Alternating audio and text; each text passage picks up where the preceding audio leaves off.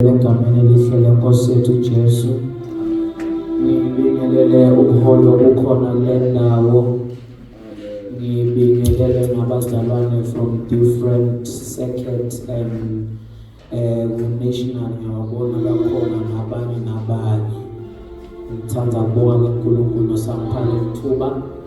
Ngithemba ukuthi siyazwana thina sonke. Ngoba ngikhuluma ngelesinguni kulaba beMaswati language, so angifuni ukuthi kube khona losalayo. Silayite thina sonke.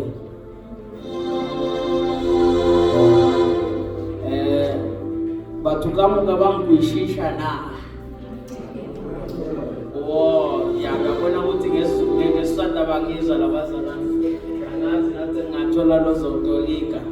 Ngoba kube bengithinte ukuthi bayangizwa nawo kwathola kwathi duku ukuthi bebangangizwa.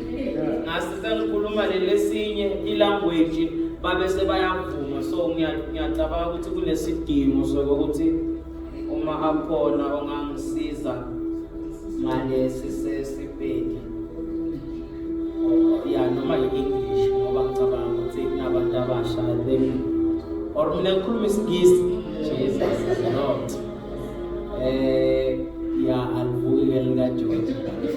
But anyway, I will try my best. I greet you all saints in the wonderful name of our Lord Jesus. I think for me it's very easy. I'm here to deliver the theme of the service.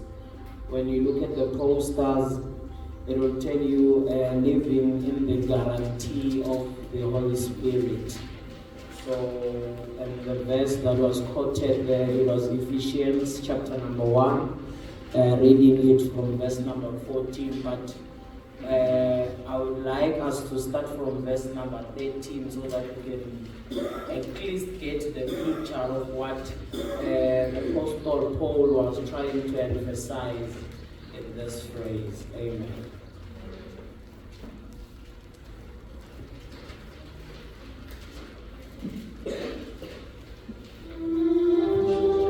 Ephesians chapter number 1, verse number 13 and 14.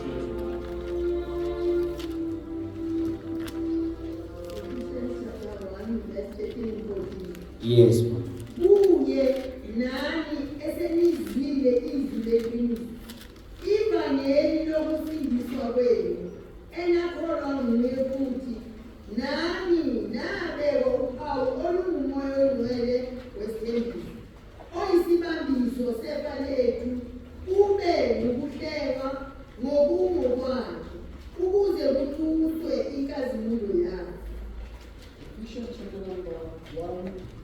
Verse number 13 and 14, the reads as follows.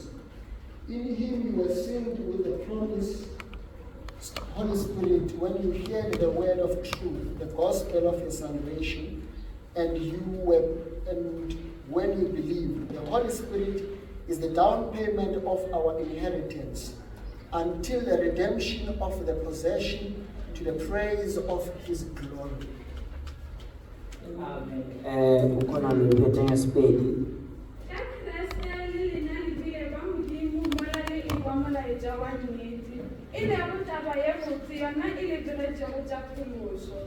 Leile la dumela go Kreste o mme Modimo a le swaya leswao la gagwe ka go lefa moya o mokgethwa mo o bego a le holofeditše ona. Moya o ke wona peeletso ya gore re tla fiwa tše Modimo a di holofeditšego ka dilego ba gagwe. Gomme seo se re tlišetša gore Modimo o tla lokolla bao e lego ba gagwe a re go thumišeng ka ge e le yo mogolo ga kaka. Amen. Apostle Paul Lana, he specifies to say we were given a stamp, a seal, to show the impact of salvation in our lives. So, and this seal is in the form of the Holy Spirit. When you can go back, uzothola abafundi bakaJesu emva kokuthi they were given gifts and all the works that they were supposed to say, but uKristu uthi kibo before bayosebenza uthi khambani niyogcwaliswa ngomoya ongcwele as a stamp to show ukuthi you are not working on your own now, but nisebenza ngani ngalo moya ongcwele wakaNkulunkulu. So it is evident enough to say the Holy Spirit is part of this salvation that we are in. So without the Holy Spirit, akunako ukuthi singasebenza kahle. Hayi ukuthi akunako ukuthi singasebenza nengibambe bazalwane. It's not ukuthi we cannot work, but lo msebenzi lesiwenzako uba effectively enough if the Holy Spirit is in place. So Apostle Paulus emphasized that this Holy Spirit kumele ukuthi nokuba ngumzalwane, so that you can have the completion of the salvation and the future that was promised to you. You need to have the Holy Spirit. Angifuni ukuba ngathi ngiyashumayela abazalwane, but ngoba bakhona abazoshumayela ngaloko, so angifuni ukuthi sithole bese siyadidana yabona. So but I just want to bring point my 7 at least engicabanga ukuthi each and every one of us okhona lana must bear in mind ukuthi lawo mapoint lawo kumele ukuthi abe aphendulekile uma sesiphuma kule ndawo. Because I do not like ukuthi mhlambe sihlangane then kungabi ne-impact. Kumele kube ne-impact. I think when you look at our society in this point in time, it's so corrupt in such a way ukuthi kwathini asisakwazi ukuthi singasicala kuphi ngekusiza. When uma ubuka isitha lethiwa siyabhodla sibhodliswa kobhubezi, the impact lesiyenzako, I think uma uzoya emuva sisafunda isikolo, they were assembled, there was order. Nakubantu nje they had order, but in this time in time umuntu nemuntu uyenda nje into la ifunayo, and then kube ngathi nje into la lethandwa ukuthi ayenze. So kwenza ukuthi i-corrupta in the society lesiphila kini. Fine, we can say sibantu abasha njengoba sizemthandazweni ukuthi sizothandazela ukuthi uNkulunkulu asibusise ngeimoto, ngemishado, ngemisebenzi nabo konke lokho, and in education and all that. But then we need to ask ourselves a question ukuthi izosbenefita ngani if we are going to live in this corrupt situation. La uzobona khona the people are being kidnapped, abantwana abakidnapped, there is theft, hijackings of cars. Siyafuna bona ukuthi vele it's nice ukuthi si drive imoto ezinhle, but siyo drive kuphi in this society which is not safe. So when we are living in the guarantee of the Holy Spirit, we are sure ukuthi there will be peace. Sithi advance kube nomoya ongcwele uyasisiza ukuthi nala sikhona khona siyakwazi ukuthi kuhlaliseke.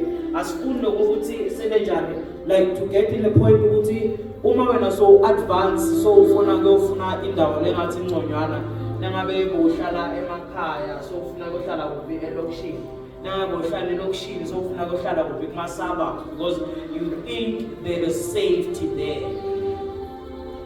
So in the impact of the Holy Spirit, we want to sonke la siphila khona, so that singaforce abantu ukuthi baze baphume out of budget, nokuthi sekumele bawuthola indzawo leti safe.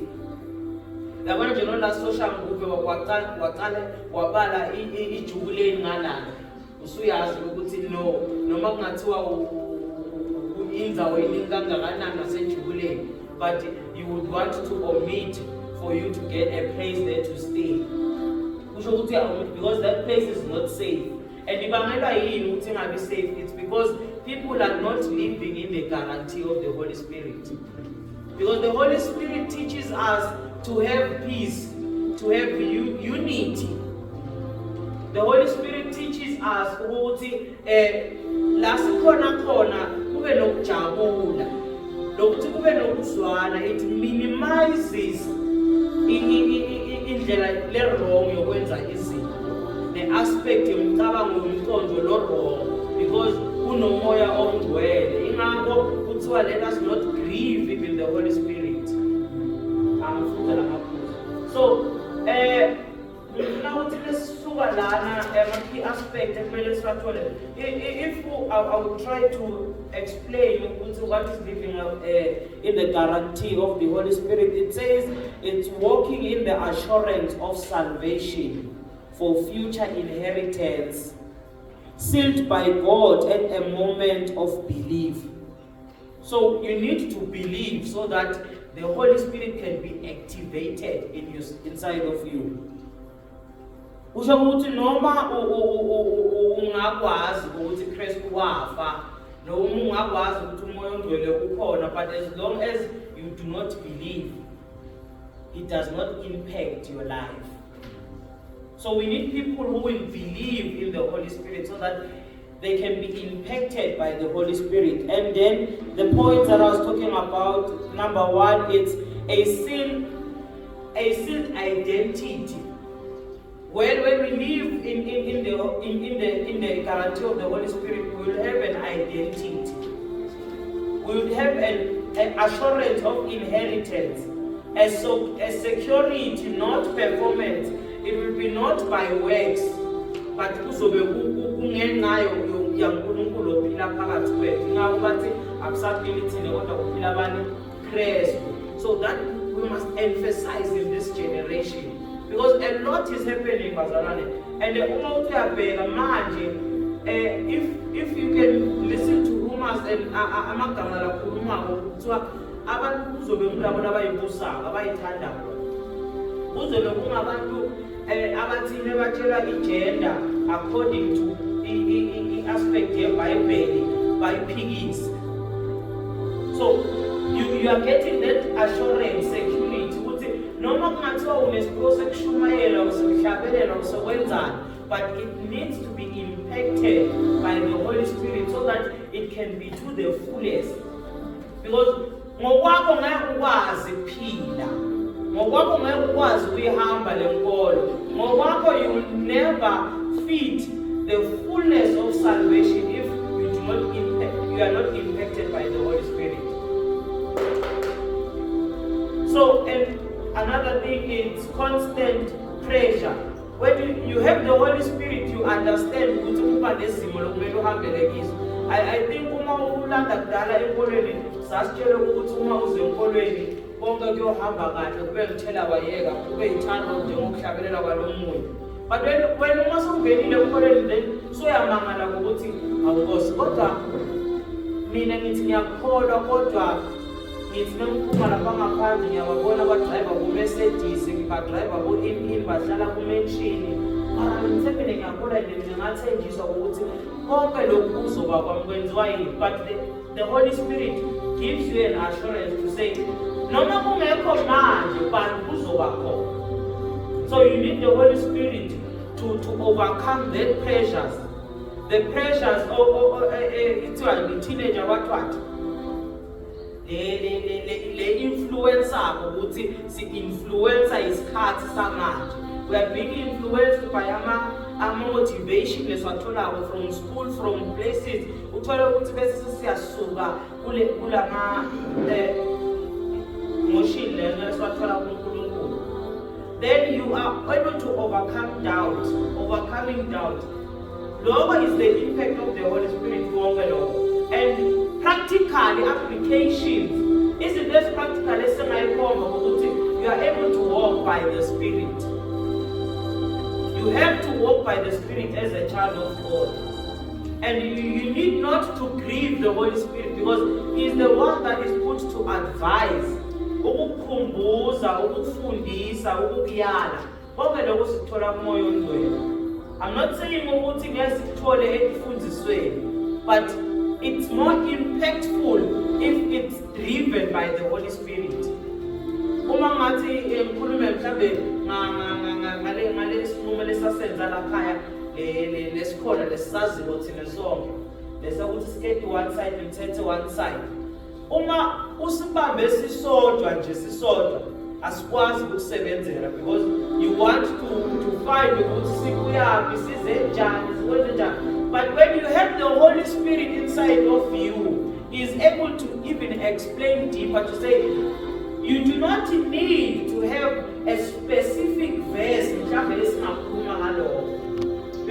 kunezinto uNkulunkulu azilethako ngamoya wakhe kubantu, even though they are not written, because the work of the Holy Spirit, it is to teach something that was not there. Because umoya ngcwele akakwazi ukufundisa into ezohlukana that will separate from the will of God. So those are the principles that we need to understand. Ungasiphumalala uthi nomthandaza nje like sihlule lo yamthandazo lo uthi or le yankulumo lezothi siyathandaza kodwa sazi ukuthi sithandaza njani.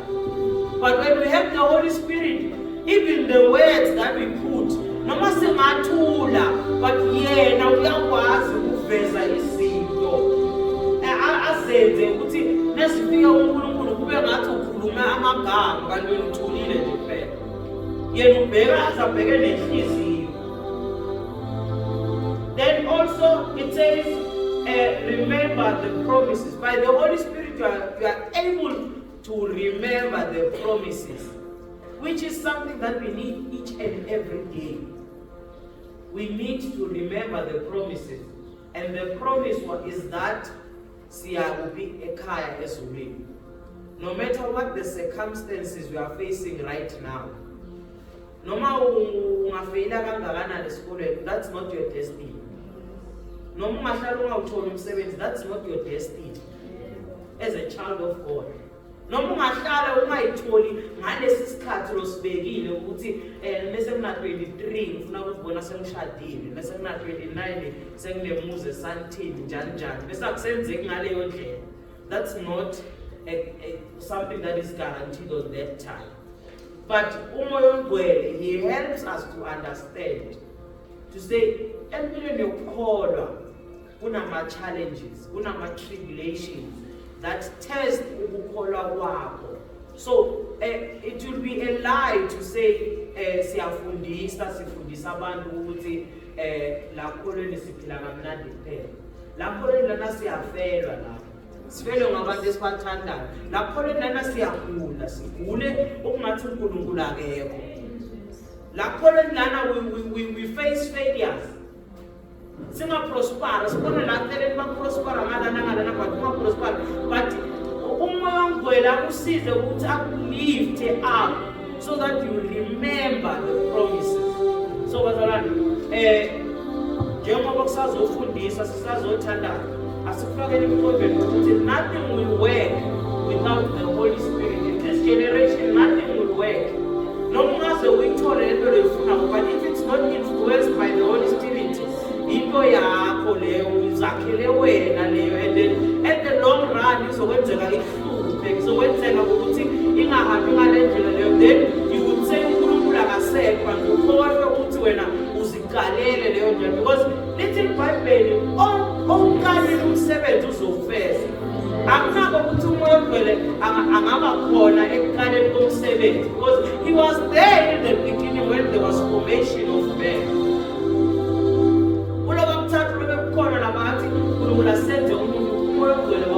So he knows each and every person. So that's why we need him. The Bible says he is he is the GPS of your life. So whatever you need to ask, whatever you need to know about your life, you need to consult the Holy Spirit. But if they are not influenced,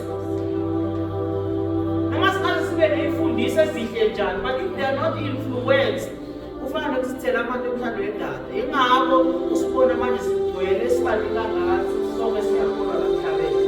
everyone he says is the believer, and you cannot argue. But if 70 years